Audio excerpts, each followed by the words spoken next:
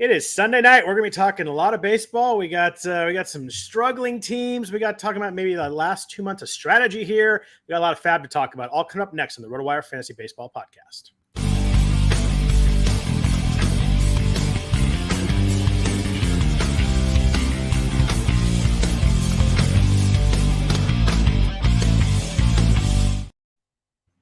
Happy Sunday night, everybody. Welcome to the RotoWire Fantasy Baseball Podcast. I'm Scott Jenstad, is joined as always on Sunday nights by Jeff Erickson. If you could please rate and review the podcast, that would be fantastic. Helps out a lot. Helps people find the podcast. Also a really good thing. Hopefully we've helped you more than we hurt you over these first 4 months of the season. Hopefully it's been good. Jeff, how are you this weekend?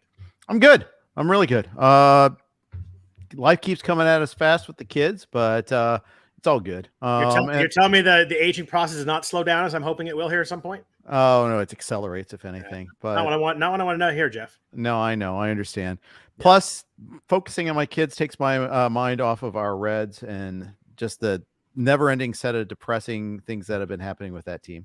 There's a kind of a handful of teams that were kind of into compete a week ago. That all started. There's 3 different teams that lost 6 games in a row. The first one was our Reds. We'll talk about that. Yep. Lost 6 in a row into third place. Still only a game and a half out, so it's not like nothing too dramatic. But they it feels to me like the lack of pitching and is finally just come back. Like they held it together for so long, and the lack of pitching is just really haunting them right now. Yeah, well, the Reds responded to those bold acquisitions of doing absolutely nothing. Very predictably, and it's frustrating because I was prepared to be underwhelmed. I said as much. You did. And they somehow underachieved even that. It's just really remarkable. And you can say, okay, the prices were prohibitively expensive. I saw some of the other trades that happened. Adding like Scott Barlow and Adam Ottavino and guys like that, Brooks Raley, that could not have been that prohibitively expensive. That was not costing you Christian Encarnacion Strand. Come on.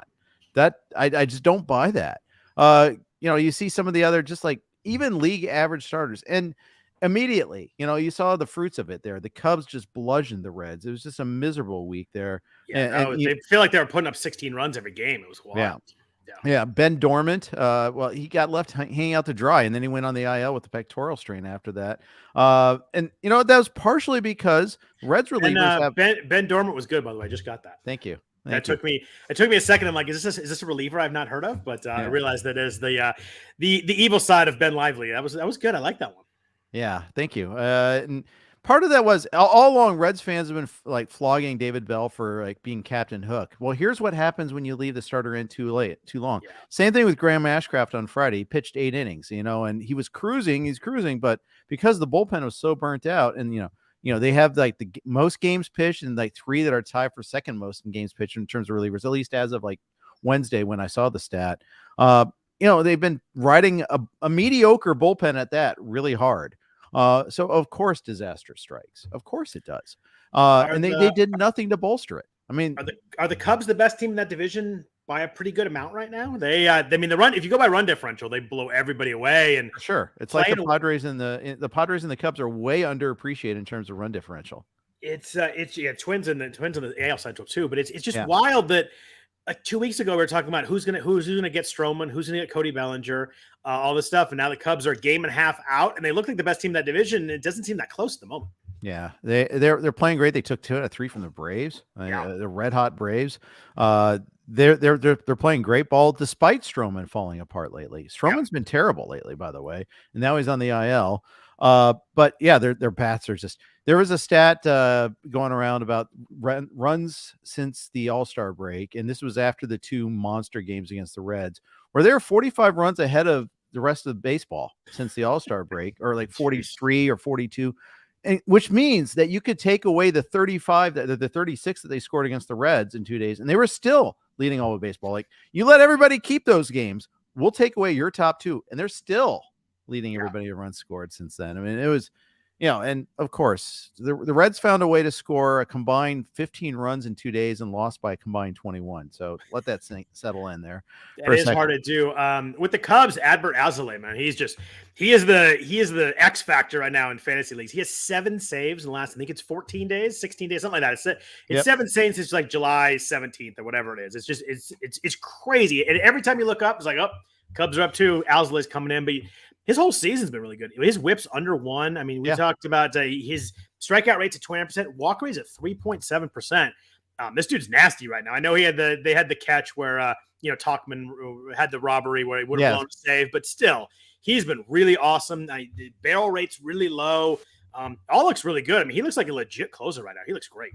And all along, we've been talking about how hard it is to find saves on the waiver wire, even when he was getting at it. I mean, he wasn't cheap. People saw it, unless you acted really early. And there are some people that did. I'm going to give them the credit that saw it. You needed to act in that week that everybody was adding Mark Leiter Jr., and it would have been perfect. Right. And, David Ross for a long time wouldn't commit to Alzolay as the closer or any single one pitcher as a closer, but he's really turned to using him in that role lately, which has really worked out. Yeah, it's been really nice. He's got 13 saves now and just on fire there. A couple other teams that struggling right now. Arizona, who looked really good the first 3 months, really struggling right now. They're 8.5 behind the Dodgers, just like that. It feels like they were ahead of the Dodgers for so long, and then boom, they've lost 6 games in a row. Their run differential is now -18. They've lost 2. They've won 2 of their last 10 games. They had a really rough loss today. Paul Sewald, their acquisition at the All-Star or at the deadline, gave up a home run to Max Kepler, then another one to Matt Wallner to blow that game. So they finally seemed like they had a save up there. They were going to get a win, and they blew it. It's rough in Arizona. It's hard to see a path where they stay ahead of any of the top 3 teams in the NL West. Agreed. All you have to do is look at the rotation, right? Yeah. I mean, it's right there. So they did add a closer, which they needed, but they did. We saw, if you ever watch like Breaking Bad, there's a half measure, full measure. They did half measures. Getting Merrill Kelly is getting our rotation back. No, it isn't. Tommy Henry got hurt. Zach Davies got hurt. Ryan Nelson predictably has fallen backwards. Fott hasn't really kind of hit the ground. And that's a bad break for them. They really expected more out of Fott this year. He pitched really well this week, but it's been ugly. Yeah, and let alone like some of the other guys and the other rookies in the back end of that rotation. It just hasn't quite worked out. And that's what happens sometimes, by the way. It's what young pitchers struggle initially. We've seen plenty of that. And there'll be opportunities where they come back, but still.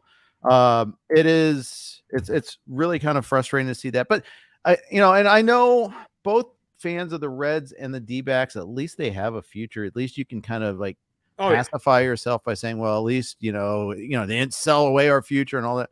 But I don't know. The Diamondbacks slide started earlier, so I'm more willing to give them a little bit of a pass for not the lack of adding their starter. But the Reds were in first place at the time of the deadline. They were literally in first place. I think that's a big difference there. You don't always get to choose, when you're competitive. Everyone talks about extending the competitive window. Well, you're competitive right now, and the cards suck. So take advantage of the card sucking. The Mets sucking right now. The Padres still, they find tonight they got to 500. By the way, congrats to them. But they've been under 500 all this time. This window. Padres lost tonight, Jeff. Oh, they lost. They're 2 games under 500. Yeah. You're right. You're 100% right. They were close. I got it backwards. No, I know, and I got it exactly backwards. Good old Rich Hill did not fare well. Yeah, well, and they need him, and we'll talk about that later. But you had this unique window, which wasn't going to last, and that's why normally I'd be okay with the prices are prohibitively expensive, don't do it. Okay, this is Matt Leahy points this out. Phillies gave up a single AI to get Lorenzen. You don't think Michael Lorenzen would help the Reds right now? I mean, come on. Eduardo Rodriguez could have been the Reds weren't on his no trade list. They could have gotten him close enough to Detroit. You don't have any worry about time zone issues. I'll say this. Good for Erod for, prioritizing his family. He negotiated this clause. It's his right to exercise it. I don't blame him at all. I mean, Dodgers fans are probably a little salty about that, but that's we never get mad at, teams for uprooting players' families when the player gets a chance to prioritize. Hey, that's his leverage. That's his right. But, I just, I wonder what the heck these guys are. I mean, it could be ownership driven in the case of the Reds too. Let's not forget, we can castigate the GM all we want, but he has to get approval financially from the owner. Yeah, that is a good point there. Someone asked in the chat, should they start Jazz Chisholm this week? We will get to a bunch of injury notes. They're playing at the Reds this week. They're the second game to start tomorrow. By the way, everybody, there's an early game tomorrow. The Dodgers-Padres, a wraparound series. Yeah, they play at 1:10 Pacific time. So not too early, but there's a day game. Marlins-Reds play at 3:40. I'm checking that lineup before I decide on Jazz. There's no reason. There's just no reason to decide quite yet. But that's a good window to starting to talk about the Marlins, our other slumping team. Oh, I had another one, but you're right. The Marlins are also. And the weird thing is that the NL is like we talk about the team slumping, they're still right in it. The Reds are tied for the third wild card. The D-backs are one and a half out. The Marlins are a half game out of the wild card. The National League is going to have a couple teams that make the wild card that are in this mix, and a couple of teams are going to have to make it. I mean, whether it's whether the Padres make a run or Arizona gets hot again or the Reds or Marlins, like a couple of these teams are going to make it. It's going to be interesting. You got to think the Phillies look pretty good right now. The Giants, who knows with them, but that third spot's going to be wide open. Yeah, it's opened up for the Padres pretty nicely. It really has. They're three back, and I know they're playing the Dodgers this week, and they've lost 2 out of 3 so far. But if they can start to beat some of the teams they should beat, that looks like a team that could be scary if they sneak in too. Yeah. So the Marlins, they get Yuri Perez back tomorrow, though. They do, and I saw that Craig Mish, who knows the team really well, their beat writer, kind of mapped out how it works out, and pretty much he can start the next 6 starts, getting an extra day every start, like the way it works out with their days off. So you can pretty much start on, I guess it'd be 5 days rest rather than 4 days rest for the rest of the way here. So maybe they mapped it out. It seems to me like they handled it really weirdly with him just not pitching at all. It'd be really interesting to see how stretched out he is, how good he looks, if he looks the same he did, how many innings he can go. It's going to be really fascinating to see what he looks like these next 5 or 6 starts, or how deep they let him go. I mean, I think the innings are still a concern for them too. Yeah, they got to be. But good news is I held on to him everywhere. So I do have that going for us. That is nice. I think at some point I told you I would have dropped him, and I would have been wrong, because if you had dropped him, that'd be a tough one to stomach these last 2 months. I might have arrived at some point last week, but then I heard the news that he was starting to ramp back up again. I'm like, okay, well, there was a weird quote from the GM Kim Eng, who's like pretty much like, well, we think he might pitch before the end of the year. That made me think like, oh, that's just bad news right there. But it was one of those times where actually they meant it the way they said it. Usually I just assume that it's going to come out a lot worse than it actually sounds. But we talk about all these teams in the NL that are still in it. The team in the AL that's really in a mess right now is the LA Angels of Anaheim. Yeah. Lost 6 in a row. You suddenly look up. They didn't trade Ohtani. They added guys. They added CJ Cron. They added Randall Grichuk. They're 7 out of the third wild card now, Jeff, with 3 teams in between them there. So they're 7th in the wild card now. They're not buried, but they're not that far away from getting buried right now. This is a mess of a week for the Angels. Direct competition sweep by the Mariners too. I mean, that was really bad from some. They lost on a grand slam when they had the game won. Gut punch lost there. Lost in extra innings today. Chase Silseth was awesome, and they could not. Moustakas hit a ball like right to the wall in the bottom of the ninth too. That would have been a walk off. And I thought it was gone when he hit it just short. It's just, I mean, but they're 7th right now. There's a lot of teams between them. The Yankees are ahead of them now. The Red Sox are ahead of them now. The Red Sox lost 4 in a row too. They're struggling right now. It's the AL seems like the second and third team wild card teams are gonna be a lot better than the National League teams. Yeah. Oh, not the way they're playing right now. There's a race to the bottom right now. It's really wild to see. You look at Houston, Toronto, Seattle, all hot right now. The Yankees could get hot. Like those feel like better teams to me than the Cubs and Reds and Marlins and D-backs. Yeah, I'd say so. I mean, Seattle's weird though. They traded away Seawald. They did. They didn't trade for really anybody. The Seawald trade's brutal. I have Seawald in the main event on my team that's actually okay.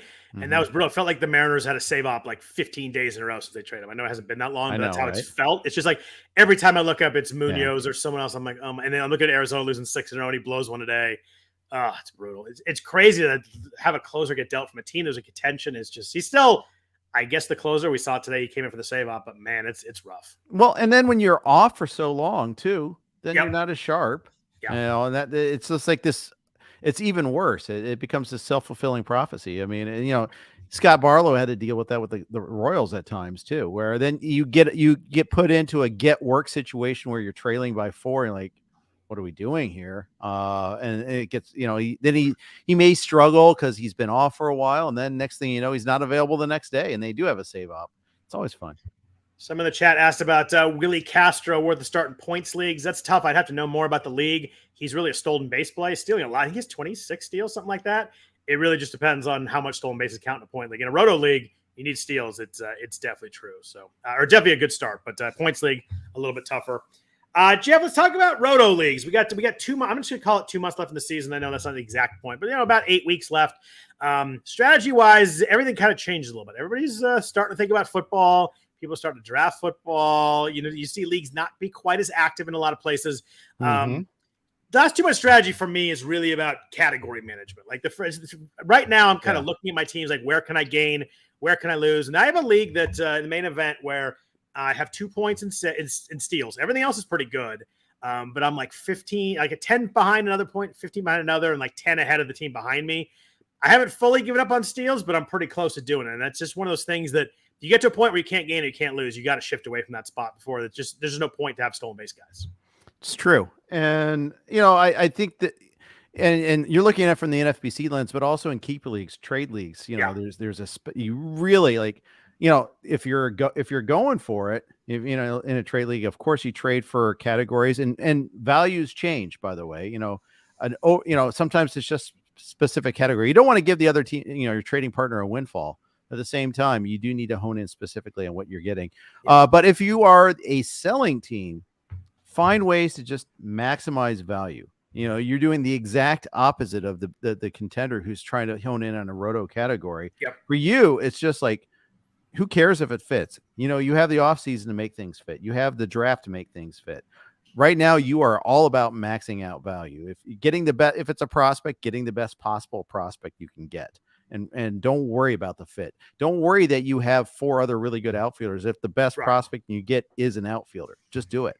Yeah, and that's a good point. You play in a lot more trade leagues than I do, so that's really good because you're at your point. And if you're not contending, you could care less about what your category management at this point. You just want to get as much talent and good players as you can. But it's always tough. I mean, it's just if you it depends how your categories line up too. Like if you need Ks and wins and your ratios are great, like you can kind of adjust to that. But if you need ERA and wins, it becomes really complicated because you're like, oh, I'm gonna get a bunch of 2-star starters, and you're like, oh, well, there goes my ratio. So it's right.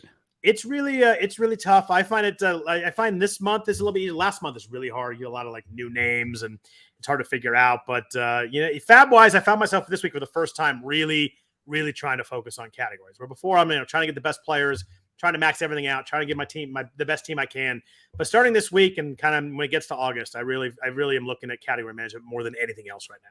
Yeah, and to that point too, like you need to start like, okay, I got to stop fabbing for saves because I can only gain 1 point here.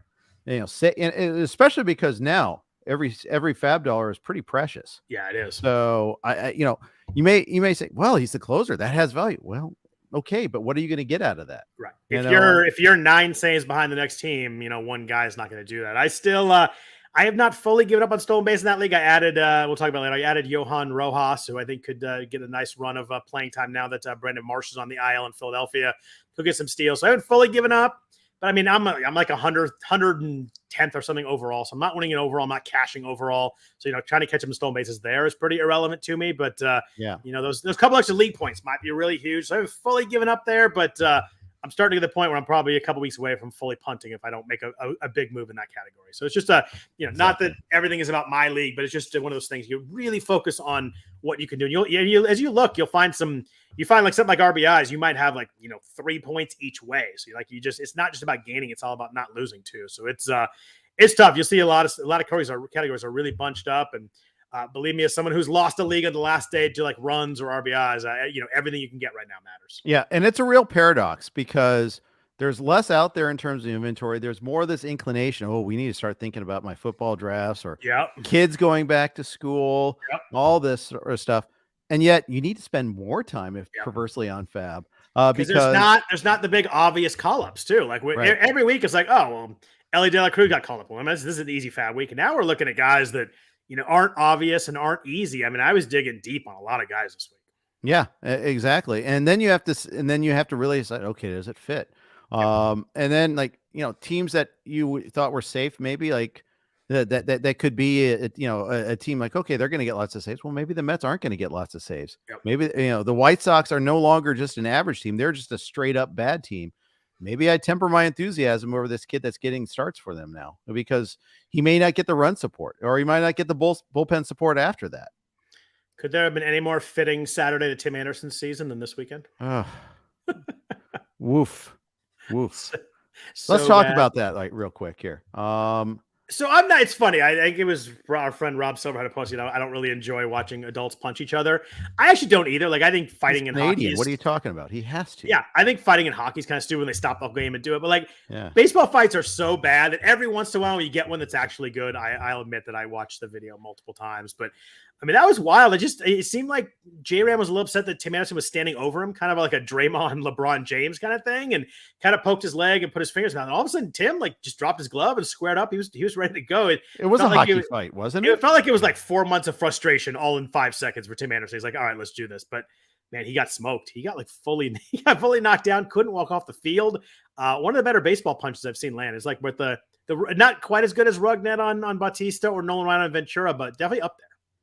Yeah, it was. And it was just so bizarro. He made, it fitting that he didn't make solid contact. But and he weirdly kind of squared up southpaw, but then threw his right hand first. Like, he clearly is not a boxer. But how long are these guys getting suspended? Are we going like 10 games each? Like, that's what Tim and I were talking about, because Tim Schuler and I, not Tim Anderson and I, we don't like multiple punches each. Like, it's got to be 10 games, right? Yeah, and I gotta say, if you got J-Ram right now, that's a crushing blow. Huge. I mean, we're talking about a first-round player, had two steals today. Like that, if you lose him for a week and a half, that's brutal. You lose Tim Anderson, like, it's good. You can finally bench him. I mean, I'm not going to miss that. But man, losing J-Ram right now would be tough for 10 days. Yeah, it really is. Now, losing Tim Anderson in some universes, that's addition by subtraction a little bit there, because he's been so darn bad. We're off Homer watch. He has one home run. It's insane. Yeah, it's unbelievable. I think there's some stuff going on in his personal life I read about on Twitter today, so it's got to be true. But it must be. It might explain a little bit why he's just not all. He's not in a happy place right now, and this is kind of everything boiled over. But their team, the team season went so sideways too. They're supposed to be contenders, and it's just wild because and then baseball suspension stuff has changed. They used to be like, when you go visit New York, like you meet with the commissioner and do it, but right. they do a lot so quicker archaic, now. Right? Yeah, they're so weird. But like with the Zoom world now, you could do it pretty quick. I imagine they'll announce it tomorrow, Tuesday. I imagine both guys will appeal, so it's just a matter of how long that appeal process goes. But I imagine we should know pretty quick here what the. Not gonna lie, I was surprised J-Ram played today. Tim Anderson did not, and I think that. Hey, discretion. I think that was the smart play by the White Sox. Yeah. If it was by the White Sox or even by Anderson, I think you just need a cooling off period. But I'm stunned that J-Ram played. Actually, I'm surprised MLB allowed it to happen. You think if there's ever not let him play for the full standing ovation in the first inning, though, they were all fired up. Yeah, it's so weird. I mean, if there's an ever obvious, like, okay, this is an injunction we're going to file until we get you the actual punishment. And then it'll count towards the days. I mean, there is no mitigating circumstance for that. I mean, he threw a punch and hit him. I mean, period. Hard. Yeah. No, it's. I imagine it'll be like tomorrow, or they probably had a weekend. I don't know. Maybe MLB doesn't work. I have no idea how it works. MLB doesn't work on Sundays apparently, but yeah, apparently not. But that was pretty wild. It happened so fast too. Like he slid, and all of a sudden they were. I had like the grid channel on, so I was kind of watching. All of a sudden, you see everybody coming out. I had to scroll back. I was like, holy moly, this escalated really quickly. Yeah, it did. So Shu and I were saying 10 games is well, at least that's what I suggested. Shu thought it might even be longer for Anderson. So we'll see. But I think it'd be 10 each, and then I don't know. Was there anybody else? I mean, Clase got in there and was really heated, but I don't really see him do anything. I think that they'll probably give the managers a couple of games because they always do that, but I don't think anybody else gets suspended for this. There's always somebody that we didn't realize that they're going through the film and Zapruder like style there, and looking to find it. Good topical reference there, Jeff. Thank you. Of course. Well, so I'll throw another baseball fight in the same sort of grouping was Amir Garrett losing his mind when he ran over to the whole Pirates dugout himself. Took them all on himself. That rated. as far as baseball fights go too. Yeah, that was a pretty wild one, but it was because you always look up and like, oh, everybody's coming out, benches are clear. You're like, nothing happened, and then it was like, oh my gosh, something did actually happen. So yeah. Someone asked in the chat, should you bench J-Ram this week? I'm not doing anything until I hear something, and I think he'll appeal anyway. And what he'll do is he'll appeal, and then he'll either have the appeal here to maybe get, they usually do it so he could drop a couple games off, or maybe he drops the appeal if he, tweaks something or has a time that he thinks it's a good time to drop it. But I think I'm starting him until they announce something and he actually says it's not appealing. So I think I'm still using him this week. Yeah. I think was there anything more absurd than Eloy like limping away from the pile getting hurt? Like it's just so Eloy right there. Yeah, it's on brand. Cleveland's weird. So Cleveland now sits. They lost that game and they lost today too. By the way, they're now 4.5 out in the division. Obviously, the wild card's not an option. This is a team that was 1 game out in the division, and they traded away a rotation starter in Savali. They traded away Josh Bell. Very odd set of circumstances here. They're almost in give up mode themselves. I wouldn't be surprised that he just starts serving it. I mean, I don't think there's like oh God, we got to protect our playoff race here. I think it comes down. Maybe there's I don't know. I would if you NFBC style, sure, leave them going. They are at home tomorrow against Toronto, a 4-game series, so you'll be able to react, and you don't want to miss a 4-game home series stand. But at the same time, if you have to make your decision for the week, I might get out in front of it. And I don't think you're wrong, but man, that's crazy to go into give up mode and you're 4.5 out. Yeah. Well, it was two months left when they did it. I mean, you sweep Minnesota once and suddenly you're right in it. Like, it's just, I don't know. There's some weird stuff in baseball these days. But. Yeah. Now you got to look at the Guardians schedule because there's some weird schedules remaining too. Like the Reds and Brewers are done with each other, for instance. Oh, really? Yeah. They played like 4 series in the span of a month. My Christian Yelich shares are not happy about that. Oh God, screw your Christian Yelich shares. I don't want to see that guy ever again. So they play Minnesota at the end of this month, August 28th through 30th. They play him again to start September too. So two in a row, like practically in a row there. Geez, you win 5 of those 6, and there's your deficit right there. Yeah, I mean Bieber's down basically for the year. Boy, they get Tristan McKenzie too. This schedule, they get Toronto for 4, then Tampa for 3. Then a couple weeks later, they play the Dodgers, then Toronto, then Minnesota, then Tampa, then Minnesota. My goodness. So that is a rough stretch. Find your under win total futures bet on them, maybe. I don't know. Wow, that is you get a couple games against the Reds. Who knows what that'll be? Then you get 4 against Detroit. But other than that, they're playing really good teams the next 4 weeks here. Yeah. So let's look at week 20 a little before we jump into the FAAB discussion. A lot of games this week, Jeff. This should be a fun one. There's 3 teams with 5 games. Get them out of the way first: Seattle, Arizona, and St. Louis.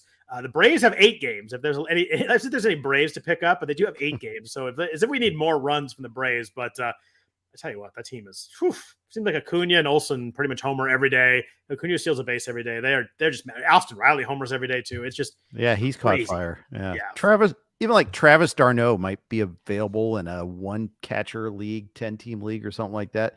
Go snag him this week because he's going to get 3 or 4 starts. You find a reliever to go after or something like that, or AJ Smith-Shawver who's going to probably pitch part of the doubleheader against the Mets. That's a good call. That's the only thing I can think of there is maybe but for the most part, I mean, the Braves are pretty well picked over. They didn't have that big deadline acquisition. They got these role-playing relievers for the most part, so you can't even go that route. You could have a Yanni Chernos 2-step available in your league. That's the guy. At Pittsburgh, at the Mets, that might work okay. Yeah, the Mets are a better start than they were a week ago. Sorry to interrupt. Go ahead. No, that's very true. 7 game weeks. In the National League, we got the Rockies, the Dodgers, the Mets, the Phillies, the Nationals, and the Pirates. AL, we got Tigers, Twins, Cleveland, Blue Jays, and the Red Sox. There are some good schedules out there. The Red Sox really jumped out to me. 7 home games this week, 4 against Kansas City, 3 against Detroit. Really hard to line up a better 7-game homestand than that for the Red Sox. They need to get going, and they better do it this week because the schedule makers certainly set it out for them this week. Well, all these losing streaks in baseball, we need to point out the spoilers that are out there. The Nats are spoilers right now. The Royals had a 7-game winning streak. I think they did lose again today to the Phillies, but they were causing the Phillies problems all weekend long. They swept the Twins earlier, like a couple series ago. I mean, they're actually playing decent ball right now. Every team can get hot. We saw your former A's win like 5 in a row at one point in time. So the Royals. The Royals are now 3.5 ahead of the A's for the seller there. So it's the A's had caught them for a while, and now the Royals are starting to make a move. It's ugly all around there. But so you mentioned the Nats. They're kind of sneaky this week too. They do have 4 against the Phillies to start the week, which is not the greatest pitching. The Phillies have a lot of good pitchers. They do face Zach Wheeler and Aaron Nola. Although with Aaron Nola, you never know. He gives up a lot of home runs. Yeah. And they get 3 this weekend against the A's at home. I think the Nats, of teams where you can actually pick up some guys, I like the Nats this week. You got to like that. You play an NFBC type of league where you got move guys in the end of the week. Some guys against the A's that week at home. Really good schedule for the Nats there. Yeah. And they're playing good ball. I mean, ask the NL Central. Ask anyone who drafted Lane Thomas anywhere as they are running away with their league. My God, he either homers or has 2 stolen bases every day. I feel like Lane Thomas. Abrams too. CJ Abrams is fallen. Ridiculous lately. That is it's like a stolen base every day, and he's hitting for a high average too. But Lane Thomas has 18 home runs, 14 stolen bases, hitting 288. In terms of like late value guys, like Lane Thomas is top of the list this year. He's been awesome. Yep, the ex-Cardinal outfielder anti-jinx continues. I'm bummed that Dylan Carlson didn't get dealt, so I could jump all over adding him there. Someone posted on Twitter earlier this week about like it was all you take all those trades together and they put them in one group of what they got for a Rosarena and Adolis and Thomas and whoever else the other guy is. But it's insane how badly those trades worked out. Like it's impossible to do that badly. Well, they gave up Zach Gallen too in the Ozuna trade. Just remarkably bad luck, Yeah. But you're right on Abrams. Abrams has 25 steals. I think he has like 23 in a row without getting caught. He's hitting 253 also and been much better lately with the average. And he has 10 home runs too. Like talking about those 2 guys, you're talking about guys drafted in the late 20s. Like those guys have been huge. First 2 pitches today, Abrams and Thomas, homer after Lyon Richardson. Good job, Reds. Sorry, I'll let it go. No, I won't, but I'll let it go for the rest of this pod, maybe. We mentioned the Phillies playing Washington this week. They have a really good schedule too. They have 7 home games too, 4 against the Nats. We're talking about the Nats playing well, but I think you can attack their pitchers. They get Trevor Williams, Mackenzie Gore, Patrick Corbin in there, so that's really nice. They do get the Twins this weekend. They do face Pablo Lopez and Sonny Gray. They get Dallas Keuchel, who pitched okay today, believe it or not. I don't know. I didn't even know where that came up, but he only gave up 1 run on. But he had 8 hits, 2 walks. Like I think I'm stacking everybody I can against Dallas Keuchel's next start. So they look good. Dodgers look great too. 1 at San Diego. We mentioned that game in the wraparound series tomorrow. 2 at Arizona and 4 home games against Colorado. The Dodgers are going to crush this weekend. Yeah. Dodgers though. I mean, they just lost another pitcher. Michael Grove just went on the IL. They still have problems. And I don't know. Is Emmett Sheehan going to go back in the rotation now? Well, Kershaw's going to pitch on Thursday, true. So I think that solves that problem for the moment. Right. But you know who I love? Those freaking Mookie Betts. I mean, the dude is just unbelievable. His 30th home run tonight. It's just he and Freeman together are just so damn good. If it wasn't for Ronald Acuna, it'd be the who's going to win the MVP, Betts or Freeman. But instead, it's just Acuna who's going to finish second. But man, Betts has 30 home runs, hitting 280, whatever it is, 286, 8 steals. I love Mookie Betts. One of my favorite players. Well, and selflessly, like playing out of position all year just to make sure that the roster works. And not like an infielder, like going to the outfield and run around. An outfielder coming to play second and short, and doing it pretty well. Like it's amazing what he's done this year in terms of helping that team out. But like you just don't see guys go into the infield, the middle infield like that, especially. Exactly. I mean, and holding his own defensively too. Yeah. I don't think he's gonna be off the charts, but he's not hurting them defensively. Yeah, I mean, not looking stupid is kind of all they wanted, and he's looked way better than that. Incredible athlete. I think that's what that shows. Incredible baseball player. Period. Someone mentioned in terms of values late, Ha-Sung Kim, which someone was talking about late time. Ha-Sung Kim's been awesome too. He's been really good for San Diego. He's been another one of those guys who took him to the 20s. He's been huge. Well, and massive for the Padres too. Yes. Again, because they got a leadoff hitter now. They have someone with Cronenworth having such a bad year. Ha-Sung Kim stepping up has been massive for them. Yeah, 15 home runs, 24 stolen bases, hitting 286. It's been huge for them. It allows them to, move Machado and Soto down one spot and drive guys in. And, speaking of which, we talked a lot about Soto in the first month struggling. Juan Soto looks like Juan Soto right now. He does. He's nasty. Yes, he does. Let's jump into the FAAB this week. It was not quite the the big names, but still a lot of activity there. But first, a note from our sponsors at Home Run Index. We know that weather can impact how far a ball can fly, but we never know what all that heat and humidity or cold air is really doing to the ball. The Home Run Forecast Index gives us an easy way to determine how good or bad the air is for ball flight. The index is calculated by measuring stadium-specific weather conditions and is displayed on a scale from 1 to 10, 1 being the most unfavorable for good ball flight, and 10 indicating the most favorable air. There's a strong correlation between the index and the number of runs scored per game and the number of home runs hit. Games that have the highest index of 10 for the whole game average over 10 runs and 2.8 homers over the course of the year. An index is created for each game so you can see what will be in any stadium and how the weather's influence might change over the course of the game, as well as all wind direction. Right now, you can access to the HRF premium site for only $5 a month and see what the index will look like for every hour of every game. Go to homerunforecast.com now to sign up. So, Jeff, let's start with hitters. I'm curious what you did with Tampa Bay with Curtis Mead this week. Kind of a bigger name call up, but Tampa Bay is frustrating. We've talked about before, I really like Harold Ramirez as a player and a hitter. He's hitting like high 280s, but just never gets to play. I had to drop him. They just have too many guys, too many spots to fit in. Mead is a third baseman. Their infield's pretty much full. What did you do with this? Because he's an interesting prospect, but I just don't know what the playing time could look like us for fantasy leagues. I was very timid, and to the point where in some I didn't even draft. I didn't even bid because they might call Taj Bradley back up.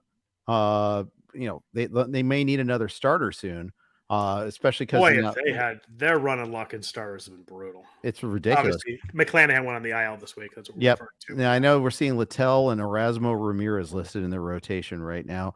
So I'm guessing when those two pitchers, their turn comes up, you're going to see Bradley get called back up and Mead sent back down. I think that's probably the likely path. They do this all the time with their top prospects. So, I think Mead's a great hitter. And I think but I also just don't trust the playing time whatsoever. So he was only added in one of my 3 main events. So I think everybody kind of figured that out, that the playing time wasn't going to be there. How long is it going to be up? I think everybody was a little shy with Marco Luciano, who, a lot of bidding last week and got sent down 2 days later. So I think everybody's wary about that with Tampa Bay. The bidding was very, very light on him. Yes, it was. So I don't know. I just don't have a whole lot of interest in going after a guy like that when I know I could just be straight up losing the playing time right away. Yeah. So what did you do on offense? I had a couple of guys I was really interested in. The first one I mentioned a little bit earlier was Johan Rojas in Philadelphia. Just strictly a speed play here. He has, I think he had 30 stolen bases in the minors already this year.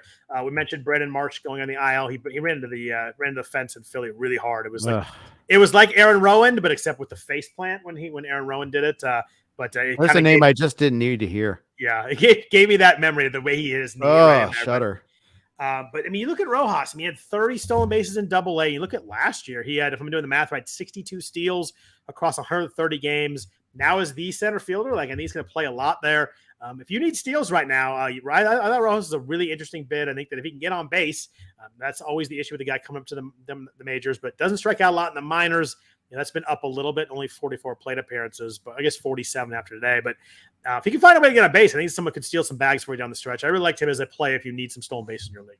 Yeah, I think that works for sure. But yeah, the thing is, all these guys, it's so tough to try to guess the playing time. But Rojas was interesting. I was in on Davis Schneider a little bit. Jake Bauers a little bit. Not the David Schneider that I put in our rundown here. It's actually Davis. I actually corrected it before I printed it out. Actually, look at you. In part because I'm trying to squeeze it into just 2 pages front and back instead of 4 pages, trying to save the environment. Type of guy I am. Appreciate that. That's nice.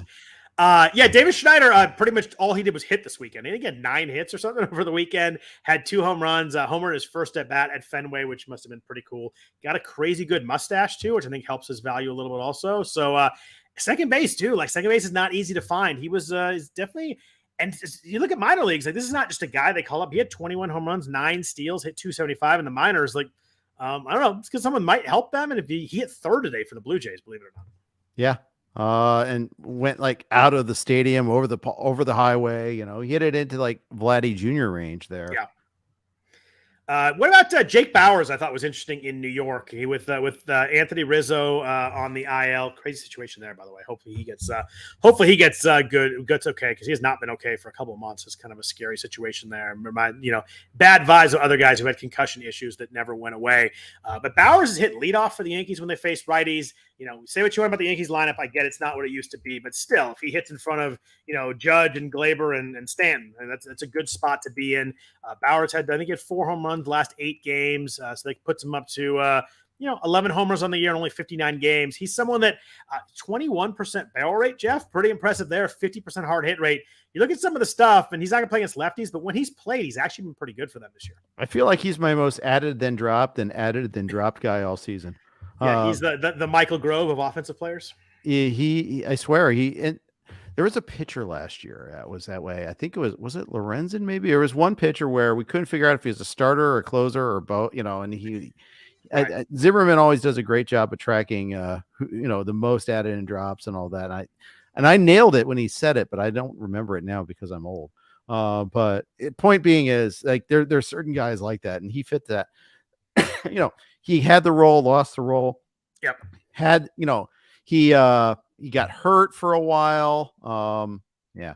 The Rizzo thing is weird. And it's sad. It's tragic, actually, almost. It was interesting because I think everybody when it first came out was like, "Oh my gosh, all these people are idiots." And then you read the Athletic did a piece on it. I saw that. They interviewed him, and it was like one of those things where you're like, I get where maybe if you don't see it right away, and Rizzo doesn't say anything, but he's not like trying to be deceptive.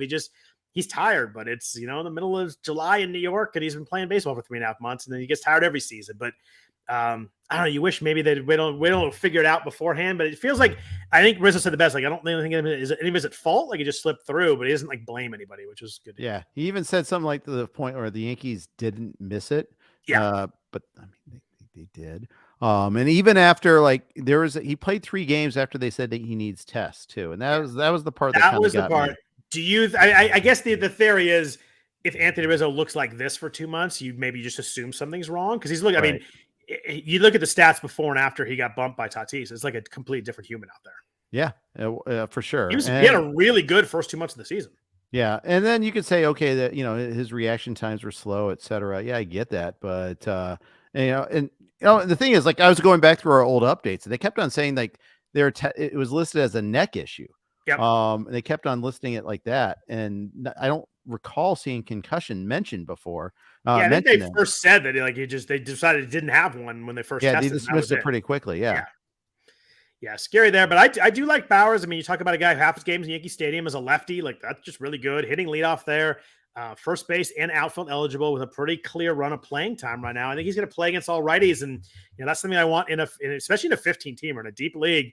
I think he's a valuable pickup right now. Oh, I agree.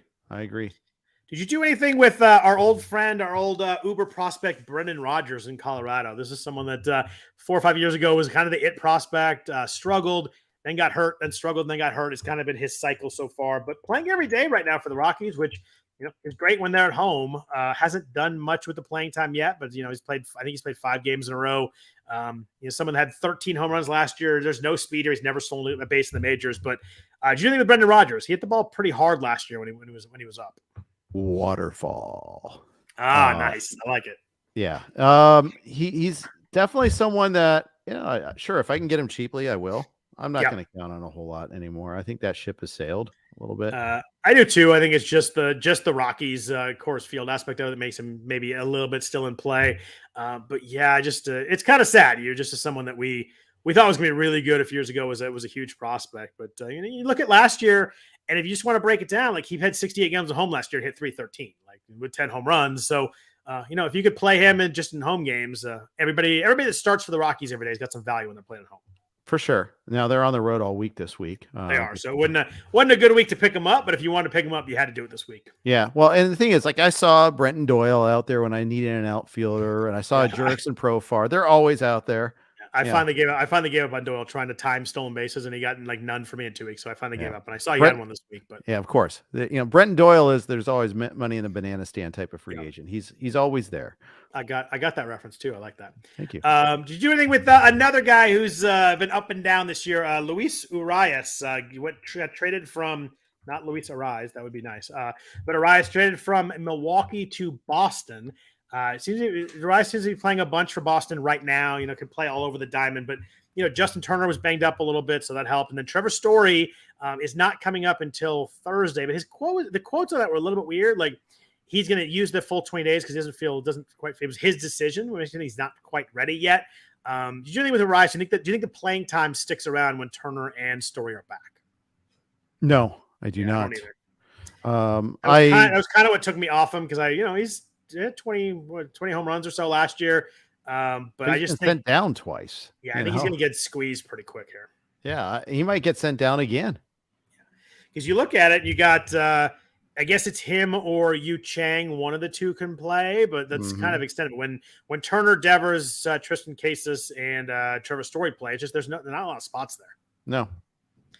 Anybody else on offense you looked at? Anybody in Cleveland? Oscar Gonzalez, Gabriel Arias, any of the Seattle guys? Cade Marlowe, Dominic Canzone playing against most of the righties. They only have 5 games this week, although all against righties. Was there any other offensive players you were looking at a little bit?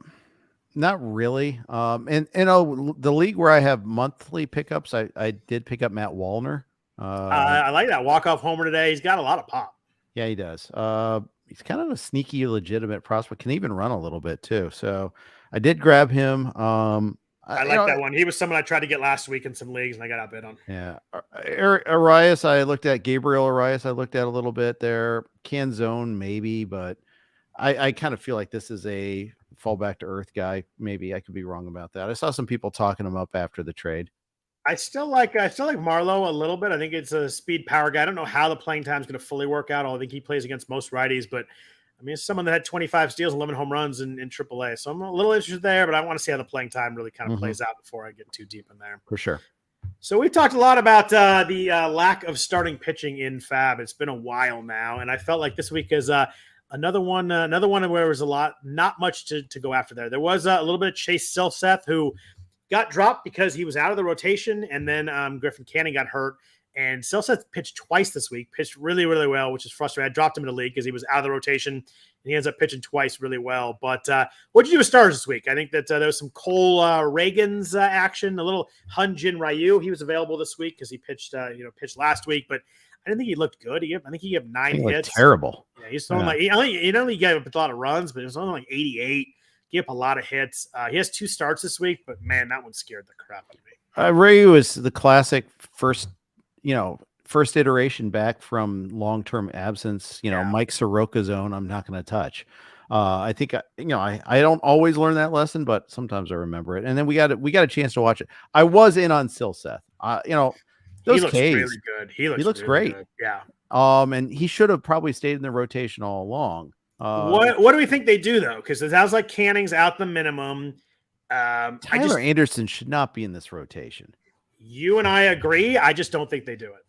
But they have to. They have to make.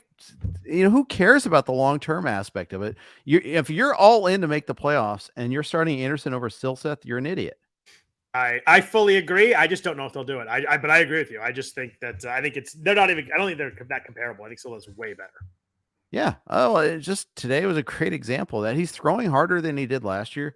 He's like this is his 3rd year as a professional, and also happens to be 3rd year as a major leaguer, but realize that there's still growth left. I mean, this is a perfect guy to hope that he turns into something in the future too. I kind of regret not getting him in my monthly league. I probably should have gotten him first, but he's absolutely someone that I think he's the best starting pitcher we've seen in a while. I'll go that far. I'll say, in the last month, I don't know if there's a better starting pitcher. We do have to question the role. We have to question the Angels. You're talking starting pitcher available to bid on. Yes, exactly. Yeah, of course. Not the best pitcher in baseball, but best pitcher we've had to bid on. Yeah, he's been really good. And if you look at Tyler Anderson, 4.92, 1.50 ERA and WHIP. I don't know what we're doing here. Yeah, and Silseth gave you length. I mean, that's Yep. huge too. Strikeouts, like it just I thought he looked really good, and I was excited about him a couple weeks ago when we talked about picking him up, and then just the crappy the situation where he got moved, and just frustrating. I didn't really have a choice not to drop him because I needed a spot and he was out of the rotation. But yeah, of course, it's frustrating when I wouldn't have used him because we wouldn't have known. I guess we would have known Canny went in the IL, but that was a tough one. Anybody you do with the kind of the lower down guys like Zach Littell, you talked about in Tampa Bay's pitching well for them. Jake Irvin showing some increased velocity for the Nationals against the A's this weekend, which is we already had Jake Irvin. We're such a strong team, Scott. But you had him against the Braves or someone good though, right? I've had him for like 3 weeks now. I mean, it's all right. No, and I'm not. This is not a brag. Let's be clear. This is yes. I was already desperate, and saw the increased velocity then, and like, okay, let's just add him. So yeah, he's remained. Reagan's was in my list of bids. I thought that he's shown some interesting signs. Yeah, 2 starts this week, although the first one's at Boston, which is not ideal. The second one's at St. Louis, which I think you can work with that. They've got some, made some trades. They got some injuries, but still they got some hitters in there. But yeah, I think he's a guy that if I have him or I pick him up, I'm throwing him this week for the 2 starts and hoping he doesn't walk too many guys. That's one that really has one big issue, but he looked really good this week. He faced the Mets, 6 innings, 8 strikeouts, 7 hits, no earned runs, pitched well against Tampa Bay the time before that. So it's back-to-back good starts. And, I think that we grasp onto anything with starting pitching these days. And I think that he's startable this week. Yeah, I think so too. Paul Sporer makes a good point. Tyler Anderson has been better lately. He's 3.54 ERA his last 7 starts. I'm still taking Silseth over him. I just don't know what else they do. I think you got to find a spot for him. You got to find a spot for Canning. Obviously, Ohtani's got to pitch. I guess it's Sandoval or Anderson, but I don't know. Obviously, Giolito's going to pitch. Maybe Detmers. I don't know. One of those lefties, I think he's got to go. Dude, when your 135 whip is your better, that's your sign. Yeah. And he's just, I don't know, he's just a guy. Like, I just don't think that nobody's worried about will they have to face Tyler Anderson. So what about relievers? We didn't quite have the, the amount of relievers they got into moving into starting or closing roles because of the trade deadline. Kansas City traded Barlow, but, Carlos Hernandez pitched in the 7th inning that first start. Granted, it was against the middle of the order. Like, he faced the 2, 3, 4, and 5 guys in the order. So I think they're just playing some leverage there. But, Carlos Hernandez was taking in most leagues. I think everybody had kind of speculated a couple weeks earlier on that. There's a little bit of Seattle action. I think Andres Munoz is available in about 15% of the 12 teamers. Really, really highly rostered in the main event. Matt Brash kind of looks like maybe the lefty component to that bullpen. Eric Swanson got some saves this week with Jordan Romano on the IL. The interesting one to me, Brian Abreu got a save today. Brian Presley did not pitch. He was not available due to soreness. That's one of those spots where, maybe you play maybe there's something more there. Maybe he's out a couple days. So I thought Abreu was a remote interesting ad maybe for a kind of a weak stream kind of play this week. Brash is righty, by the way. Just so you know. Who am I thinking of? I am not knowing. Gabe Spire. I don't know who Gabe Spire is. So I'm just looking at another Mariner. Him. I had this visual of Matt Brash and all his the video game shirts he had last year and all his nasty stuff. For some reason, it's left in my head. So yeah. Reverse image, that. I'm sure. The guy I had my 1989 Dale Murphy upper deck card agrees. Yeah, the guy I had is old friend Sir Anthony Dominguez. How do you tell me how do you have 2 saves this week? Was Kimbrel? What happened there? Well, remember they had an extra inning game in there. I think Kimbrel blew a game. Yep. It's the same old story with the Phillies that they have 5 options. But Dominguez looks like the last year version of himself again. That's the thing I was really encouraged by, that he's pitching better. Yeah, I mean, when he's pitching well, he's really good too, which is helpful. I'm looking at it, and yeah, Dominguez just pitched the 9th for Lorenzen threw 8 in that game, and Dominguez just pitched the 9th. So Kimball must have been blowing the game the night before, right? I think so, and yeah, I think he blew the save and threw 18 pitches the night before, so that's why. Yeah, and I think the Phillies relievers have all been pretty heavily used. I think that's the other issue there too. But yeah, I'm looking at Kimbrel's like game log, and well, he was lightly used over the weekend at least, so he's got that going for him. But yeah, so Kimbrel got the save on Monday, then Dominguez on Tuesday, then Kimbrel pitched Wednesday, Dominguez pitched Thursday. It seems like they're being a little careful on back-to-backs with Kimbrel then, which is interesting for Dominguez then. Yeah. All-star Craig Kimbrel, by the way. Closing out the All-Star game, Craig Kimbrel.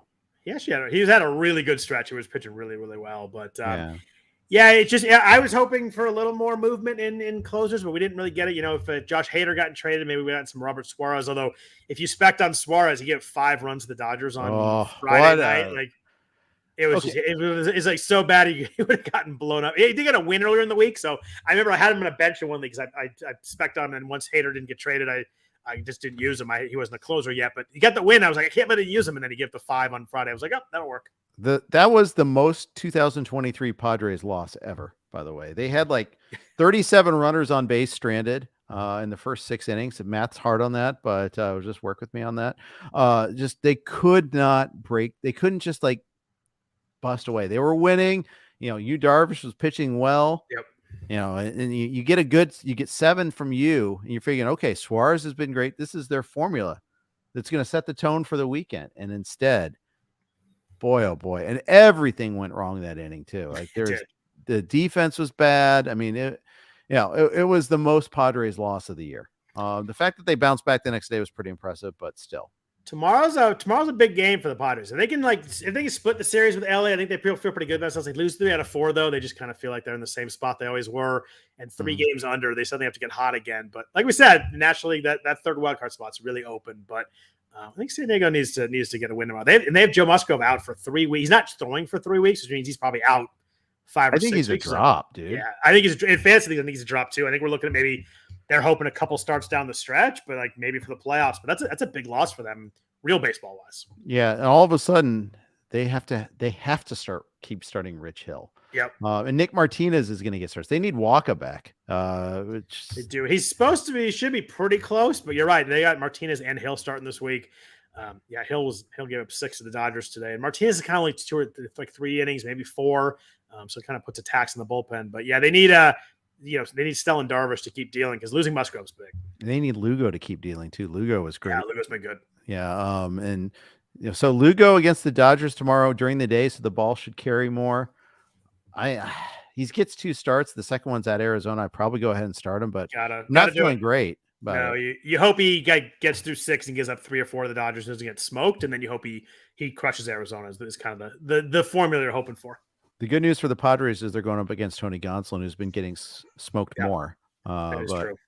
Man, Gonsolin, all the indicators said he was going to get punished, and all the indicators were right. I mean, that the xERA was like 3 runs higher than his actual ERA, by far, the leader among qualified. For like 3 years. Too. Well, I'm just saying this year. Yeah. Remember when he was like sub 2 at one point in time? Oh, that's right. Early on in the year, yeah. Yeah, and you're like, okay, velocity's down. This is like the most obvious fade, and sometimes the most obvious works. His ERA is still a run lower than his xFIP right now too. Yeah. Even after all the smokings, all the correction. Yeah, we talked about Joe Musgrove, but the bummer today was Josh Jung in Texas with the fractured left thumb. He's had an awesome year. Texas had a really fun year. Obviously, as someone who does not root for the Astros, I'm really hoping that Texas kind of hangs in there. But it sure feels like I think I saw a stat today. Texas had 6 All-Stars. 4 of them have been on the IL since the All-Star game. I think is the stat I read. It was Evaldi, Singer, Jung, and someone else. I'm missing someone, but I think 4 of the 6 have been on the IL since. They're still 2.5 up in the Astros, but man, losing Jung is a big loss there. He has 22 home runs, 67 RBIs, hit 275. Hard hit rate's way up there. Barrel rate's good. He's been a really good player. It's a crappy one to see. I don't know how long he's out. I haven't seen that. They haven't had an official time frame yet, but fractured thumb, it's got to be multiple weeks, right? Yeah, and it could be season. I mean, Heim and Jung, losing both of those guys like that, just Jonah Heim was the other name. There you go. Yeah. Just brutal injury luck. At least they got Seager back this week, and he just picked right up where he left off. First at bat bomb. It was awesome. I love Corey Seager. Yeah, I do too. I don't understand why the Dodgers weren't more competitive in keeping him. Yeah, I just love that dude. I love watching him hit. He's one of the best pure swing guys in baseball. I love watching him hit. Our Reds, Jake Fraley is a big loss. 10 to IL with a toe fracture there. That's a bummer. It's someone that they needed right there. Yeah, and it might have a long-term implication on his running too, which is a big part of his value to the team. They're going to get India back, but down him as well. And now you start to see like guys like Stuart Fairchild get key at bats, and he actually had some good at bats today. But it's just you can just see it. Like you can just see like the air coming out of the bubble. And I know I was gonna say, do you it, feel like it's not happening, or do you think they're gonna start to ramp it back up? No, I don't think it's happening. Yeah. I mean, one thing and good thing about whining about your team on Twitter is you can get some good conversations going. Someone pointed out their schedule's pretty good. They get the Marlins coming up, big head-to-head actually, and then they get like a lot of teams with. I think they get Cleveland and Pittsburgh in there, and it's Miami, Pittsburgh, Cleveland, Toronto, Angels, Diamondbacks, Giants, Cubs. That's not bad at all. No, it's okay. But then again, they just got swept at home by the Nats. Just remember that. There is that 4-gamer against the Cubs start September. Could be a really fun series. Hopefully, it's both teams are still right there neck and neck. Yeah. By then, hey, our injured players at our trade deadline acquisition guys will be back hopefully. But that's true. Hunter Green, they're saying the 17th. We'll see. I'm dubious. Yeah. And I get. By the way, I stashed Lodolo, then I cut Lodolo again in the league. That's what I did too. So yeah, it's so hard to hold on to those guys, but yeah, especially because Lodolo wasn't very good when he pitched early this year too. So like, if it was a guy that was like been really great, I'm like, I can hold him. Speaking of which, Chris Sale's back this week. Yeah, his second rehab start was today. Sounds like he's going to pitch his next one for Boston. Hopefully Friday against Detroit. That's if you have Chris Sale, you're starting him right away, right at the bat.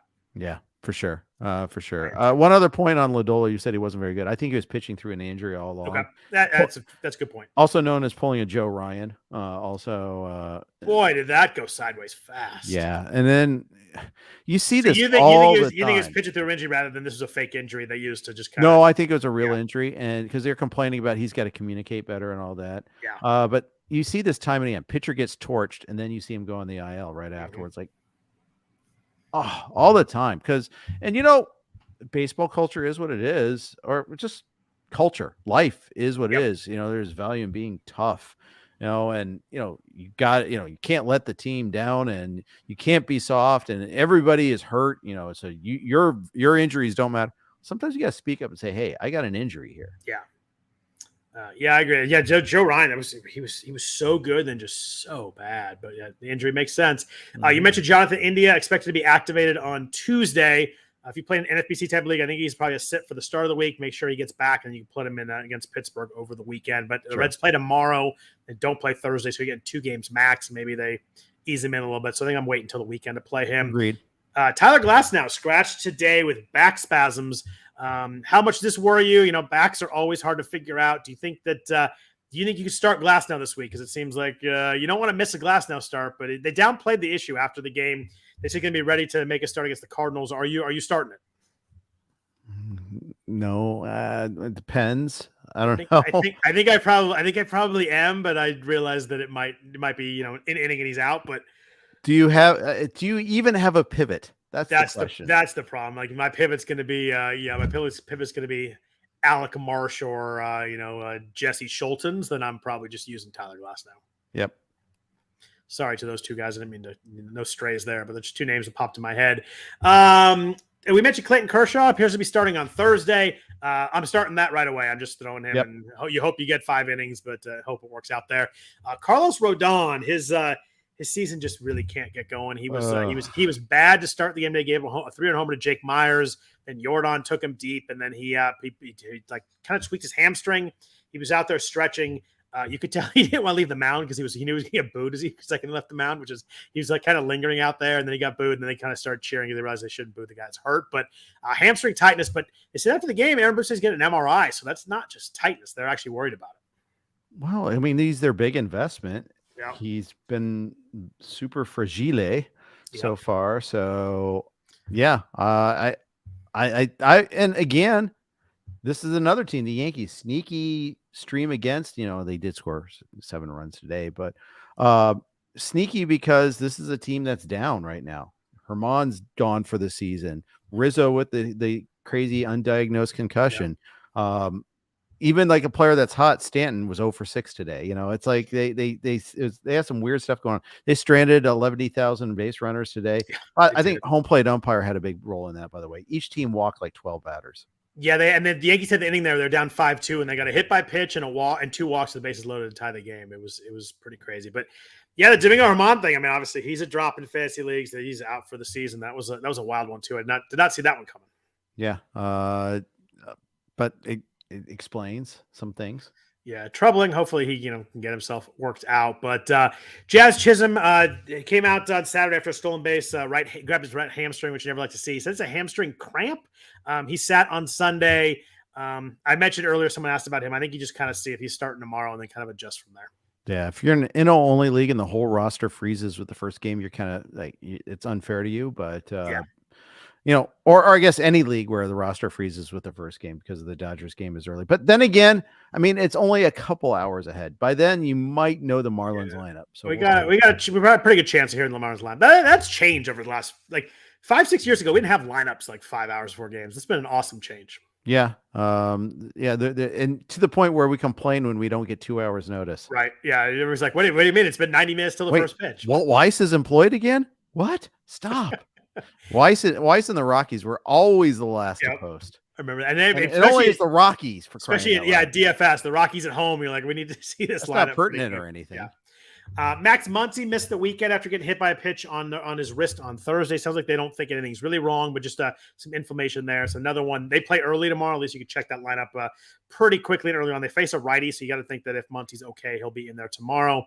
Austin Hayes sat out Saturday and Sunday with some soreness. Sounds like he's okay, but it's another one. They the Orioles don't play tomorrow, so that one's tough. If you need him, hopefully you got someone else that doesn't play Tuesday, because I think I want to see him in the lineup before I put him in. We talked about Trevor Story. Nate Eovaldi was an interesting one. It sounded like he was going to be out a little bit longer than we thought. Now it sounds like he's going to be only sidelined 2 to 3 weeks. I saw people talking about dropping him. I think I'm holding him. He's pain-free throwing from 75 feet right now. Sounds like they're hoping to get him back in a couple weeks rather than shut down for a couple weeks, which is a huge difference. Yeah, and again, I mean, unless you're really, really hurting for the roster spot, I think you hold on to him because he was just so good before he got hurt. Agreed. And on a good team, and that's wins down the stretch. Just whoever you're replacing him with, I'd rather suck it up with Eovaldi on my bench for a few weeks and kind of, if he has a setback, I think maybe you adjust at that point. But for right now, I think he's a hold for me. Yeah, I agree. Anybody else you want to talk about? I feel like we've kind of hit everybody that I had on this list at some point during this conversation. Anybody else that's on your mind, or anything else that's on your mind, Jeff? No. Hey, I'm just hoping to have our Reds get it back together so we have a playoff race to watch. Did you see Bryson's 58 today? I didn't watch the highlights, but I saw it go across Twitter. They did it on the Live Tour. It's pretty awesome. He made a 40-footer on 18, jumped up like Phil at the Masters. It was a pretty funny moment. Yeah, golf is better when these star players play well, for sure. Yeah, agreed. Lucas Glover, 73-1, Jeff. Yeah, did you bet it? I did. Finally hit a winner. It's been a long time. Yeah, it's because you're not doing gaming golf this year. That's why. Yeah, it probably actually is. I actually studied a lot more when we did that. Oh, absolutely. Me too. My DFS results were way better last year than this year. Yeah, no doubt. So anyway, I appreciate everybody listening to the podcast. As always, appreciate all the comments, everything going on there. We really love to hear that. If you want to follow Jeff on Twitter, he is at Jeff_Erickson. I am at Scott Jenstad. We're talking baseball and other sports, probably some football on there too, as his Niners training camp. Start to break some stuff down there. But other than that, if you please rate and review the podcast, it helps out a lot too. Other than that, I hope everybody has a really good week. Hope you have a good fantasy week. Start to make some ground in those leagues, and we're back at you next Sunday night. Take care.